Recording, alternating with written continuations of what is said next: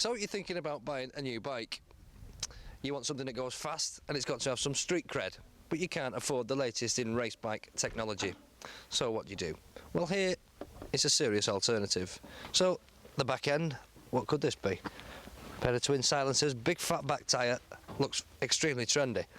Going round to the side, well, that gets a giveaway because there's the badge Kawasaki. It's a ZZR, but this isn't the big bruiser, this is the ZZR600. You see, you don't have to be sat on the latest in race bike technology to have loads and loads of fun. The capabilities of this, the ZZR600, will by far exceed the capabilities of 99% of everyday riders. Really, unless you're a racetrack ace, you're never really going to push this thing to its absolute limit.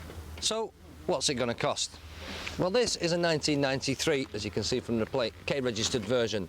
It's in absolutely immaculate condition. This is about as good as you're going to find, really. The mileage is extremely low, and there's no marks on it at all.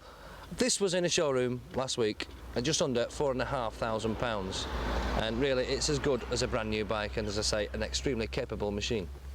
So what's it got and what does it do?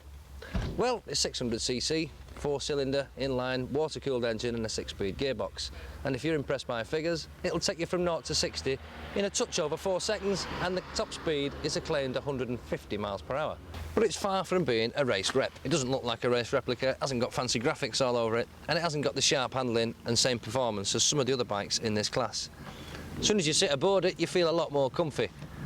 Well, I say more comfy than the CBR600 and Yamaha's FZR. The handlebar position is a lot higher up, the seat is a touch thicker, and it really lends itself to some sustained high-speed travel, and there's a reasonable amount of protection from this screen.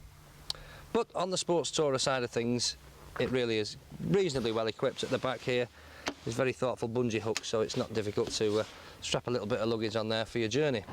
The dashboard layout and the finish of the whole thing is typical Kawasaki, very organised, very good, lovely finish, and there's even a fuel gauge on there. The only thing it's short of really, if it was going to be an out-and-out touring type bike, is a little clock, but we're not too worried about that.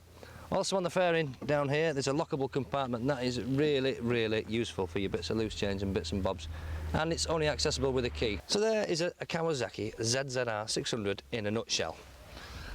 That's what it's got. Let's go and see what it can do.